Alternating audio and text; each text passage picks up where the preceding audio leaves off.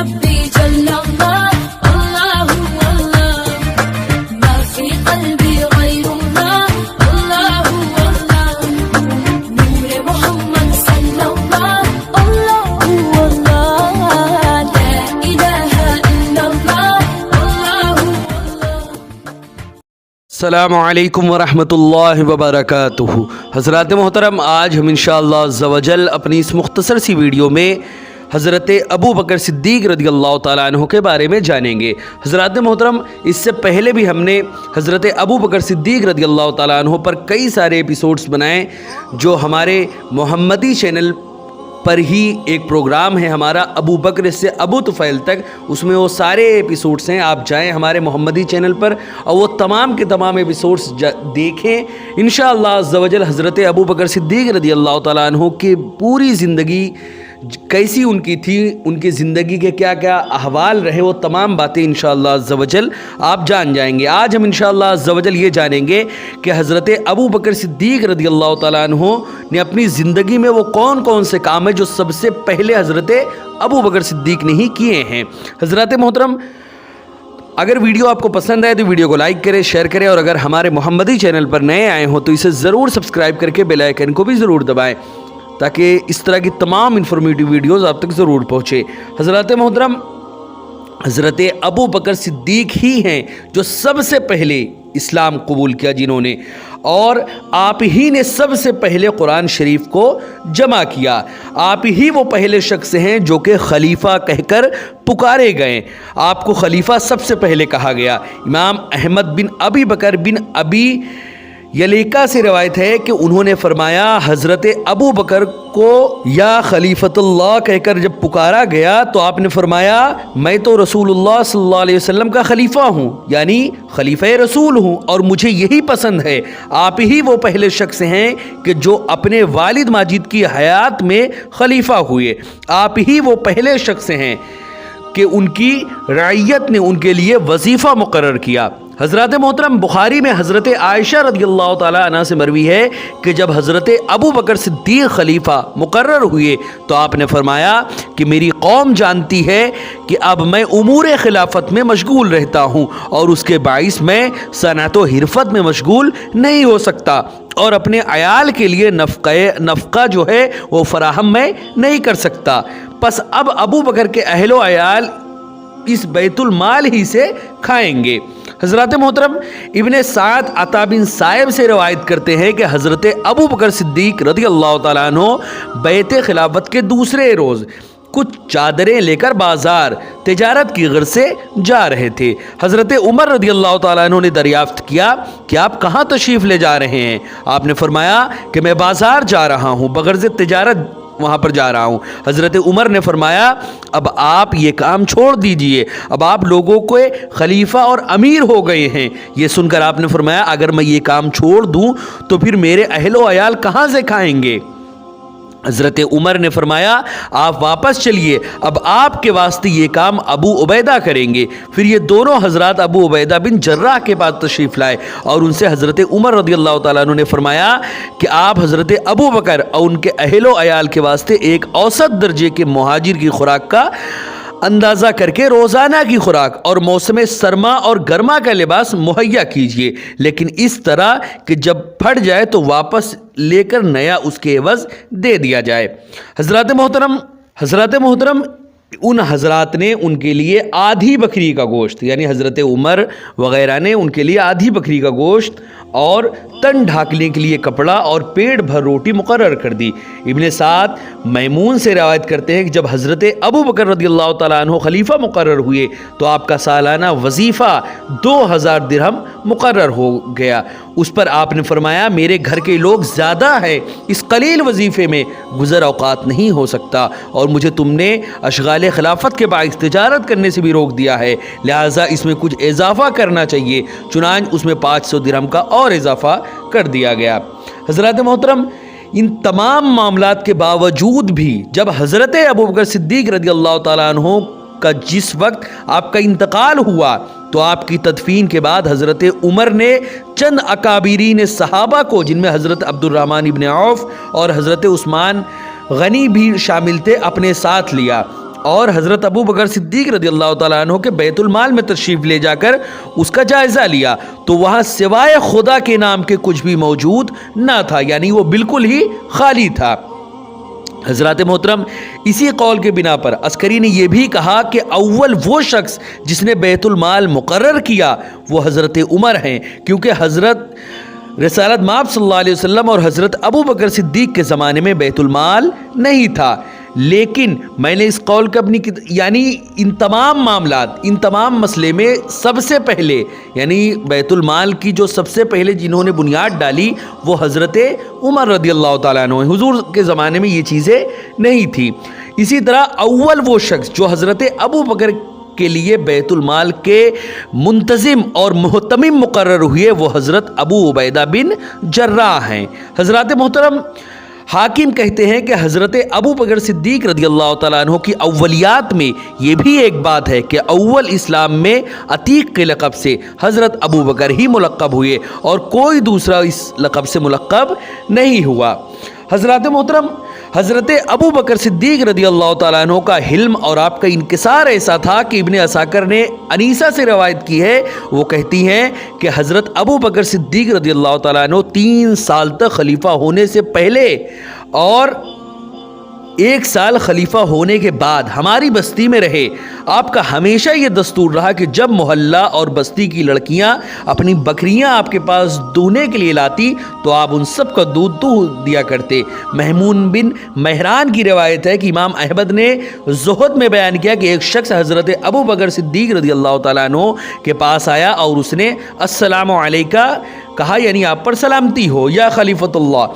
آپ نے فرمایا تمام مسلمانوں پر سلامتی ہو، یعنی تم کو السلام علیکم کہنا چاہیے تھا کہ تم پر اللہ کی سلامتی ہو، تمام کے تمام مسلمانوں پر اللہ کی سلامتی ہو، یہ حضرت ابو بکر صدیق نے فرمایا۔ حضرات محترم، اسی طرح سیف اور حاکم نے ابن عمر سے بیان کیا کہ حضرت ابو بکر صدیق رضی اللہ تعالیٰ عنہ کی موت کا اصل سبب رسول اکرم صلی اللہ علیہ وسلم کی وفات تھی۔ اس صدمے سے آپ کا جسم گھلنے لگا اور یہی آپ کی وفات کا باعث بھی ہوا۔ ابن سعد اور حاکم نے ابن شہاب سے روایت کی ہے کہ آپ کی موت کا ظاہری سبب یہ تھا کہ آپ کے پاس کسی نے تحفتاً خزیرہ بھیجا۔ آپ اور حارث بن کلدہ دونوں کھانے میں شریک تھے، کھانا کھا رہے تھے۔ حارث نے کہا کہ اے خلیفہ رسول، ہاتھ روک لیجئے، اسے نہ کھائیے کہ اس میں زہر ہے اور یہ وہ زہر ہے جس کا اثر 1 سال میں نمایاں ہوتا ہے۔ آپ دیکھ لیجئے گا کہ 1 سال کے اندر میں اور آپ ایک دن مر جائیں گے۔ یہ سن کر آپ کھانے سے ہاتھ کھینچ لیا، لیکن زہر اپنا کام کر چکا تھا اور یہ دونوں اسی دن سے بیمار رہنے لگے اور 1 سال گزرنے کے بعد اسی زہر کے اثر سے ایک ہی دن میں انتقال کر گئے۔ حضرات محترم، حاکم کی یہ روایت شعبی سے ہے کہ انہوں نے کہا اس دنیائے دو سے ہم بھلا کیا توقع کرے، رسول اکرم صلی اللہ علیہ وسلم کو بھی زہر دیا گیا اور حضرت ابو بکر صدیق کو بھی۔ واقدی اور حاکم نے حضرت عائشہ سے روایت کیا، وہ بیان کرتی ہیں اپنے والد کی علالت کی ابتدا اس طرح ہوئی کہ آپ نے 7 جمادی الاخر بروز دوشنبہ غسل فرمایا۔ اس روز بہت سردی تھی، پس آپ کو بخار آ گیا اور 15 روز تک آپ علیل رہے۔ اس عرصے میں آپ نماز کے لیے بھی باہر تشریف نہ لا سکے۔ آخرکار اسی بخار کے باعث 63 سال کی عمر میں شب سے شنبہ 26 جمادی الاخر اور 13 ہجری میں آپ نے انتقال فرمایا۔ حضرات محترم، ابن عساکر نے یسار بن حمزہ سے روایت کیا ہے، وہ بیان کرتے ہیں کہ حضرت ابو بکر صدیق رضی اللہ تعالیٰ عنہ نے اشتداد علالت میں، یعنی جب آپ کی بیماری بہت زیادہ بڑھ گئی تھی تو دریجے سے سر باہر آپ نے نکال کر لوگوں سے اس طرح خطاب فرمایا، اے لوگو، میں نے ایک شخص کو تم پر خلیفہ مقرر کیا ہے، کیا تم اس انتخاب سے راضی ہو؟ لوگوں نے بالاتفاق کہا، یا خلیفۃ اللہ، اے اللہ کے رسول کے خلیفہ، ہم بالکل راضی ہیں۔ حضرت علی یہ سن کر کھڑے ہو گئے اور کہا، وہ شخص اگر عمر نہیں ہے تو ہم راضی بھی نہیں ہیں۔ آپ نے فرمایا، بے شک وہ عمر ہی ہیں۔ حضرات محترم، احمد نے حضرت عائشہ رضی اللہ تعالیٰ عنہ سے روایت کی جس روز حضرت ابو بکر صدیق رضی اللہ تعالیٰ عنہ نے وفات پائی، اس روز آپ نے دریافت فرمایا کہ آج کون سا دن ہے؟ لوگوں نے عرض کیا آج دوشنبہ ہے۔ آپ نے فرمایا میں اگر آج رات تک مر جاؤں تو میرے دفن میں کل تک تاخیر نہ کی جائے، کیونکہ رسول اکرم صلی اللہ علیہ وسلم کے پاس میں جتنی جلدی پہنچ جاؤں اتنا ہی اچھا ہے۔ حضرات محترم ابن سعد وغیرہ کہتے ہیں کہ حضرت عائشہ صدیقہ فرماتی ہیں جب بابا جان کو مرض میں زیادہ تکلیف ہوئی تو میں نے یہ شعر پڑھا، اپنی عمر کی قسم جب ہچکی لگ جاتی ہے اور سینہ تنگ ہو جاتا ہے تو پھر مال کوئی فائدہ نہیں دیتا۔ یہ شعر سن کر آپ نے چادر اپنے چہرے سے ہٹائی اور مجھ سے فرمایا نہیں، بلکہ ایسا کہو کہ موت کے وقت سکرات ہوتی ہے اور اس سے کسی کو چھٹکارا نہیں ہے۔ پھر فرمایا میرے یہ 2 کپڑے ہیں، مجھے غسل دے کر انہی دونوں کپڑوں میں کفنا دینا، کیونکہ مردے کے مقابلے میں زندے کو نئے کپڑوں کی زیادہ ضرورت ہوتی ہے۔ حضرات محترم ابو یعلی حضرت عائشہ رضی اللہ تعالیٰ عنہ سے بیان کرتی ہیں کہ جب میں حضرت ابو بکر صدیق کی خدمت میں گئی تو آپ نزع کی حالت میں تھے۔ یہ سن کر حضرت ابو بکر کے پاس جب وہ گئیں تو حضرت ابو بکر نزع کی حالت میں تھے، تو انہوں نے یہ شعر پڑھا، آج آپ کو سخت مرض لاحق ہو گیا ہے، اللہ آپ کی روح کو توفیق بخشے۔ یہ اس شعر کا مطلب ہے۔ حضرات محترم یہ سن کر آپ نے فرمایا یہ مت کہو بلکہ یہ کہو کہ سکرات موت کا آنا ضروری ہے، یہی وہ حالت ہے جس سے تو بھاگتا تھا۔ پھر آپ نے فرمایا رسول اکرم صلی اللہ علیہ وسلم کی وفات کس روز ہوئی تھی؟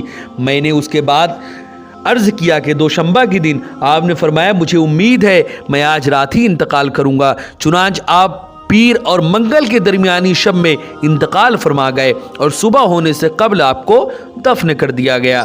حضرات محترم عبداللہ بن احمد نے زوائد الزہد میں عبادہ بن قیس سے روایت کی ہے کہ حضرت ابو بکر رضی اللہ تعالیٰ عنہ نے اپنے آخری وقت میں حضرت عائشہ رضی اللہ تعالیٰ عنہا سے فرمایا اے بیٹی میرے ان دونوں مستعمل یعنی جو بھی کپڑا میں پہنتا ہوں انہی کپڑوں کو دھو کر مجھے ان میں کفنا دینا۔ تمہارا باپ کچھ انوکھا شخص نہیں ہے، اچھا یا خراب کفن دینے سے عزت و ذلت وابستہ نہیں ہے۔ حضرات محترم ابن ابی دنیا نے ابن ابی ملیکہ سے روایت کی ہے کہ حضرت ابو بکر رضی اللہ تعالیٰ عنہ نے وصیت فرمائی تھی کہ ان کو ان کی زوجہ اسما بنت عمیس غسل دے اور عبد الرحمن ابن ابو بکر ان کا ہاتھ بٹائے یعنی غسل میں ان کی مدد کرے۔